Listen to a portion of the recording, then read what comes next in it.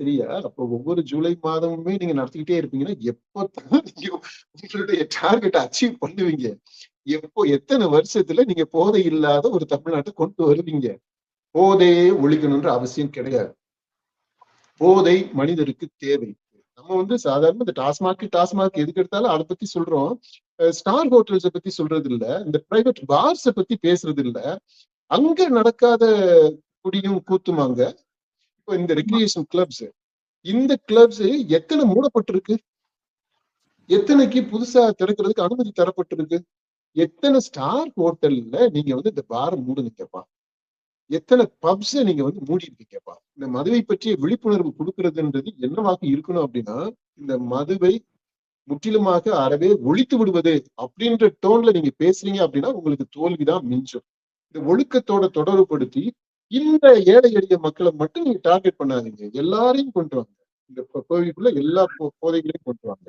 நம்ம வந்து ஏற்கனவே சொல்லி இருக்கிறோம், இந்த திரை போதை அப்படின்றது, இன்ஸ்டா போதை, ரீல்ஸ் போதை. இது இந்த சரக்கு டாஸ்மாக்ல வாங்கி அடிச்சுட்டு போறாங்க பாத்தீங்களா? அந்த போதையை விட ரொம்ப மோசமான போதையாக இருக்கு. இதை ஏன் புரிஞ்சுக்கவே மாட்டேன்றாங்க? ஒரே பெட்டுல படுத்துக்கிட்டு, இங்கிட்டு திரும்பி புருஷன் பாக்குறாங்க, இந்த பக்கம் இருந்து பொண்டாட்டி பாக்குறாங்க, பிள்ளைங்க நடுவுல இருந்துகிட்டு அதுக்கு ரெண்டும் ஆளுக்கு ஒரு போனை வச்சுக்கிட்டு பாத்துக்கிட்டு தெரியுதுங்க. என்னன்னா நீங்க குடும்பம் நடத்துறீங்க? இல்ல இப்ப இத பத்தி இப்படி பேசிட்டோம் அப்படின்னா உடனே என்ன இந்த இந்த ஆள் வந்து இப்படி பேசுறான் அப்படின்ட்டுருவீங்க நீங்க. ஆனா அதுதான் யதார்த்தங்க. ஒரு போதையை மட்டும் நீங்க வந்து நீக்கிற முடியும் அப்படின்னா முடியாது. ஏன்னா அந்த போதை நீங்க எந்த போதை நீக்கணும்னு சொல்றீங்களோ அந்த போதை வந்து மனுஷன் மனித குலம் தோன்றினதுல இருந்து இன்னைக்கு வரைக்குமே இருக்குதுங்க. கல்லுக்கு நீங்க அனுமதி கொடுங்க. கல்லோடு தொடர்புடைய தொழிலுக்கு நீங்க ஆதரவு கொடுங்க. அது வேறு விதமாக ஒரு மாற்றத்தை கொண்டு வரும். அதே சமயத்துல இந்த போதைக்கான தேவையையும் ஈடு செய்யக்கூடியதாக இருக்கும். இல்ல நம்ம பசங்களை சொல்ல முடியாதுப்பா. ஒரு பக்கம் இந்த பேண்டை கட்டிக்கிட்டு இன்னொரு பக்கம் பியர் பாட்டில வச்சுக்கிட்டே ரீல்ஸ் போடுவான்.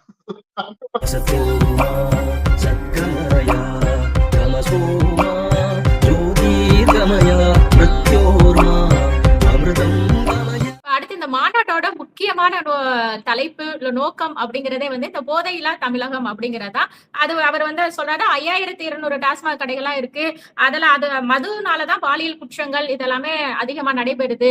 நம்ம வந்துட்டு இந்த கஞ்சாவை வாங்கணும்னு நினைக்கிறவங்களை வந்து தடுக்கணும் அப்படிங்கிறத வந்து அவரு குறிப்பிட்டு பேசுறாருப்பா. உண்மையாவே இந்த மது அப்படி நம்ம ஏற்கனவே நிறைய இதுல பேசியிருக்கிறோம். மதுங்கிறத ஒழிக்க முடியாது அப்படிங்கிறது. ஆனா தொடர்ந்து இந்த ஜூலை மாதம் வருடம் நமக்கு இயக்கம் இருக்கிற வரையுமே இந்த ஜூலை மாதம் முழுவதுமே வந்து மது ஒழிப்பு இந்த போதையில்லா தமிழகம் அப்படிங்கிறதுக்கான மாநாடு இயக்கமாக செயல்படும் அப்படிங்கிற ஒரு விஷயத்தையும் அவர் சொல்றாருப்பா. அதாவது அவரு இந்த ஜூலை மாதம் இந்த வருஷம் நம்ம நடத்துறோம், நம்ம இயக்கம் நடத்துது. அடுத்த ஜூலைலயும் நடக்கும், அதுக்கு அடுத்த ஜூலைலயும் நடக்கும், அதுக்கு அடுத்த ஜூலைலயும் நடக்கும்ன்றாரு. சரியா? அப்போ ஒவ்வொரு ஜூலை மாதமுமே நீங்க நடத்திக்கிட்டே இருப்பீங்கன்னா, எப்பதான் நீங்க உங்களுடைய டார்கெட்டை அச்சீவ் பண்ணுவீங்க? எப்போ எத்தனை வருஷத்துல நீங்க போதை இல்லாத ஒரு தமிழ்நாட்டை கொண்டு வருவீங்க? இல்ல தொடர்ந்து நம்ம பண்ணிக்கிட்டே தான் இருப்போம் அப்படின்றாரு. அப்போ அவங்களே என்ன சொல்றாங்க அப்படின்னா, நம்ம ஏதோ செய்யறதை செய்யறோம். ஆனா போதைன்றது இருக்கதான் செய்யும். நம்ம இது தொடர்ந்து நம்ம ஒரு கண்டினியூஸா ஆன்கோயிங்கா விடாம ஒரு கன்சிஸ்டன்டா நம்ம இந்த போராட்டத்தை முன்னெடுக்கணும் அப்படின்றத சொல்றாரு. இந்த இயக்கத்தை அதாவது போதைக்கு எதிரான இந்த விழிப்புணர்வு பயணம் அதை நம்ம முன்னெடுக்கணும்ன்றத சொல்றாரு. அது போதை இருக்கும், வெவ்வேறு வடிவங்களில் இருக்கும் அப்படின்றத அவருங்க மறைமுகமா ஒத்துக்கிறாங்க அப்படின்னு தானே பார்த்தோம். அது ஒரு பாயிண்ட். நம்ம வெளிப்படையாகவே பேசிடுவோமே, நம்ம பல காணொலிகள்ல பேசியிருக்கிறோம். போதையே ஒழிக்கணும்ன்ற அவசியம் கிடையாது. போதை மனிதருக்கு தேவை. இந்த போதை பாதையை அவங்க செல்ல வேண்டிய அந்த பாதையை மறைக்குது, பாதையில குறுக்கிடுது, தடுக்குது. அப்படிங்கும் போது அந்த விழிப்புணர்வு வேணும். அவ்வளவுதான். ஏன்னா எல்லா பண்பாடுகளிலும் வரலாறு முழுக்கவே போதைன்றது இருந்துகிட்டே தான் இருந்திருக்கு. மது வெவ்வேறு விதங்கள்ல இருந்துகிட்டு வந்திருக்கு, வெவ்வேறு பயன்பாடுகள் அதுக்கு இருந்திருக்கு. நம்ம மதம்னு எடுத்துக்கிட்டோம்னா கருப்பன் 18ஆம் படி கருப்பனுக்கு நம்ம வந்து சாராயம் பீடி அதெல்லாமே கொடுக்கதான் செய்யறோம், அடிக்கிறோம் சாமிக்கு. அந்த காலத்துல வந்து வேத காலத்துல சோமபானம், சுறாபானம் அதை பத்தி கேள்விப்படுறோம்.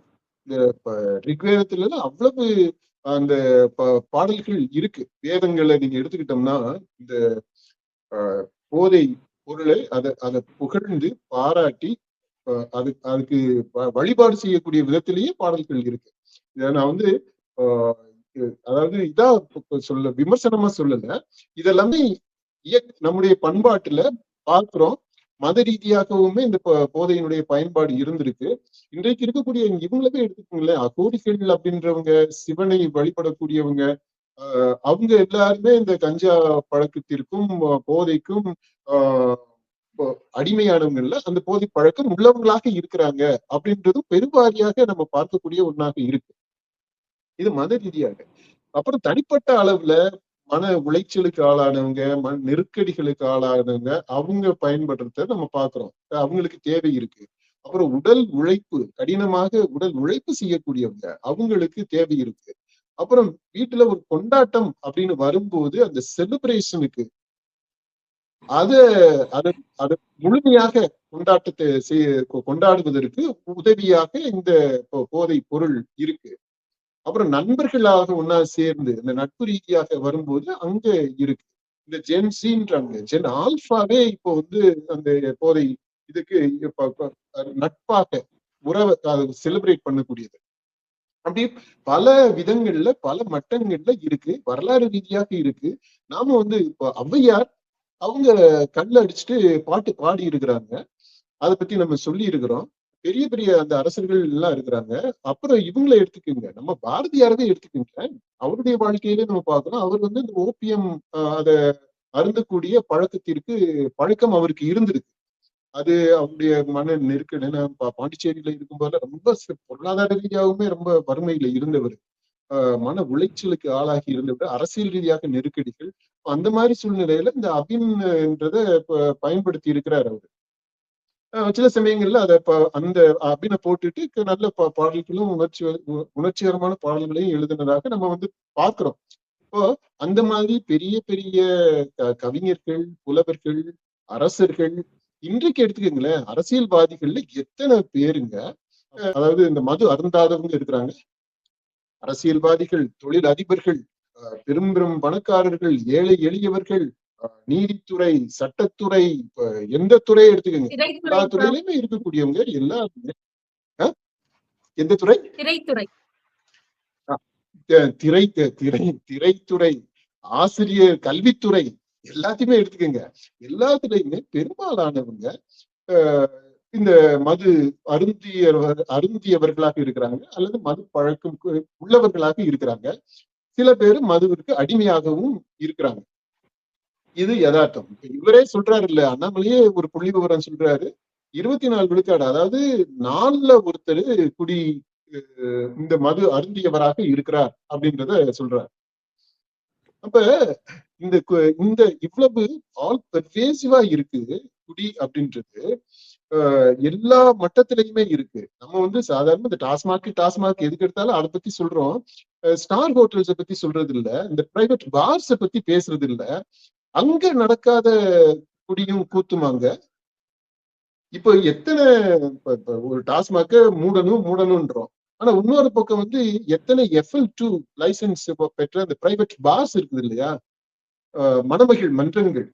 கிராமங்கள்ல கூட மணமகள் மன்றம்னு போட்டு வச்சிருக்கிறாங்க. இப்போ இந்த ரெக்ரியேஷன் கிளப்ஸ், இந்த கிளப்ஸ் எத்தனை மூடப்பட்டிருக்கு, எத்தனைக்கு புதுசா திறக்கிறதுக்கு அனுமதி தரப்பட்டிருக்கு, எத்தனை ஸ்டார் ஹோட்டல்ல நீங்க வந்து இந்த பார் மூடுனீங்கப்பா, எத்தனை பப்ஸ் நீங்க வந்து மூடி இருக்கீங்கப்பா. எல்லாமே பெரிய பெரிய மால்ஸ்லயும் அதுலயும் இதுலயுமா இருக்கு. மக்கள் வந்து புழங்கக்கூடிய இடமாகத்தான் இருக்கு. ஆனா அங்கே அதை பத்தி எல்லாம் யாருமே பேச மாட்டேன்றோம். அங்க வந்து மக்களுக்கு பிரச்சனை அப்படின்றத பத்தியே இல்லை. அங்கே அதுவே ஒரு பிரச்சனையாகத்தான் இருக்கு. ஆனா இந்த ஏழை எளிய மக்களை பற்றி பேசும்போது மட்டும் உடனே நம்ம வந்து ஒழுக்கத்தை பத்தி பேசுறோம், அதை பத்தி பேசுறோம், இதை பத்தி பேசுறோம். சரி, அதனால இப்ப பாயிண்ட்டுக்கே நம்ம என்னன்னு சம்மரைஸ் பண்ணி சொல்லிடுவோம். இந்த மது அப்படின்றது ஒரு மனித தேவையாக இருக்கிறது. மது என்பது மனித குல வரலாற்றோடு தொடக்கத்திலிருந்து இன்றைக்கு வரைக்குமே இணைந்து பயணம் செய்யக்கூடியதாக இருக்குது. மது அருந்துவது என்பது ஆஹ் சில சமயங்கள்ல சட்டத்திற்கு முரணாக அல்லது சட்டத்திற்கு உட்பட்டு பல காரணங்களுக்காக, மருத்துவ காரணங்களுக்காக அதுக்கு வந்திருக்கு, இன்றைக்கும் இருக்குது. இப்போ இந்த மதுவை பற்றிய விழிப்புணர்வு கொடுக்கறதுன்றது என்னவாக இருக்கணும் அப்படின்னா, இந்த மதுவை முற்றிலுமாக அறவே ஒழித்து விடுவது அப்படின்ற டோன்ல நீங்க பேசுறீங்க அப்படின்னா உங்களுக்கு தோல்விதான் மிஞ்சும். அது சாத்தியப்படக்கூடியதே கிடையாது. அவரே அண்ணாமலையே சொல்றாரு, அந்த ஆல்கஹாலிக் அனானிமஸ் அப்படின்றது இது எல்லாமே அமெரிக்காவுல ஆரம்பிச்சாங்க அப்படின்றது. அப்புறம் இந்த பேண்டு கட்டுறதை பத்தி சொல்றாரு. இது வெள்ளை பேண்டு இப்போ கட்டுறாங்க இல்லையா, அங்க அமெரிக்காவுல அங்க ஆரம்பிச்ச இந்த கல்ச்சர்ன்றாங்க. அங்க அரசாங்கத்தாலேயே முடியல அப்படின்னு சொல்லிட்டுதான் மக்களே நீங்களே வந்து பாருங்க, நீங்கள் கொஞ்சம் உதவி பண்ணுங்க அப்படின்னு சொல்லிட்டு அந்த மாதிரியான ஒரு மூவ்மெண்ட்டை ஆரம்பிச்சதுதான் இது அப்படின்றாரு. அவங்களாலே ஒண்ணும் பண்ண முடியல.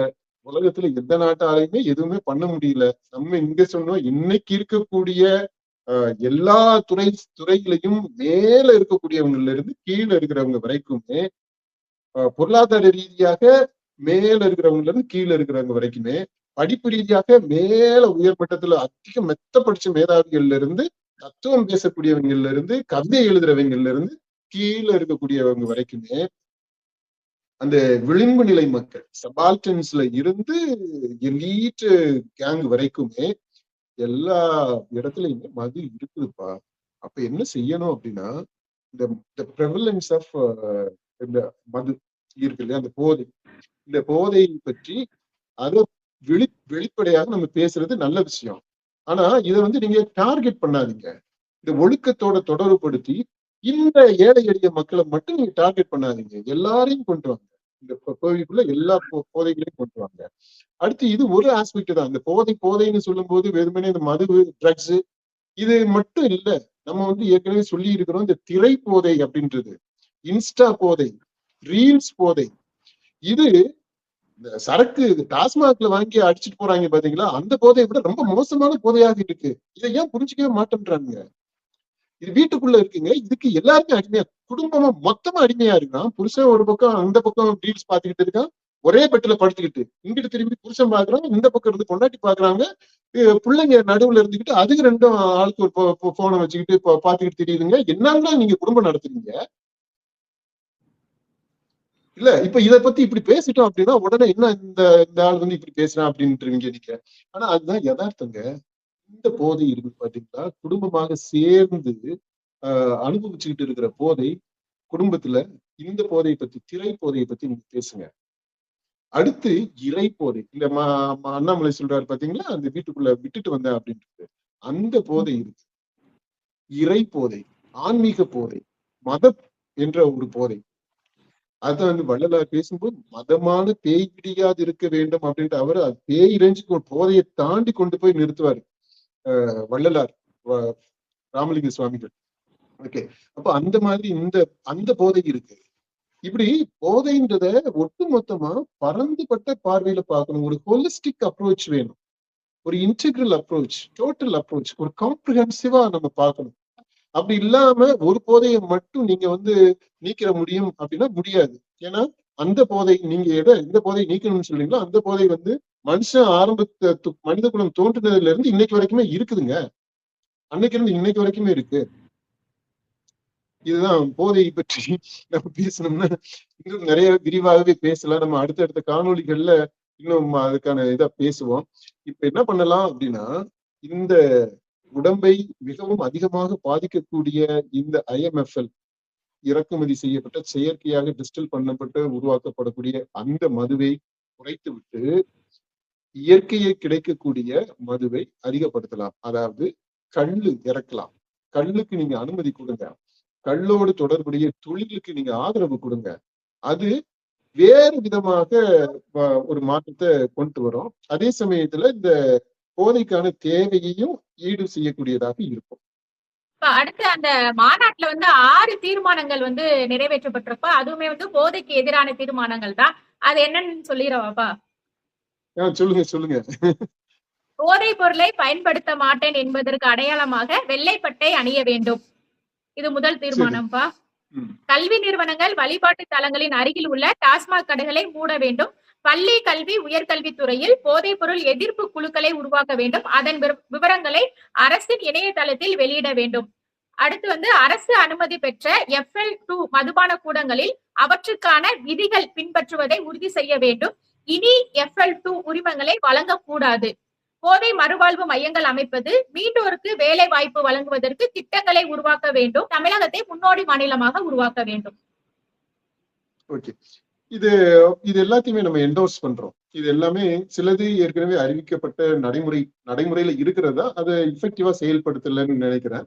இப்போ அதுல அதாவது இந்த ஒவ்வொரு கல்லூரியிலையுமே ஒரு கல்வி நிலையத்திலையுமே இந்த மாதிரியான போதைக்கு அதை பற்றி விழிப்புணர்வை கொடுக்கக்கூடிய, அதை கண்காணிக்கக்கூடிய விதத்துல குழுக்கள் இருக்கிறது அப்படின்றது அதுல ஏற்கனவே அறிமுகப்படுத்தப்பட்டதுதான்.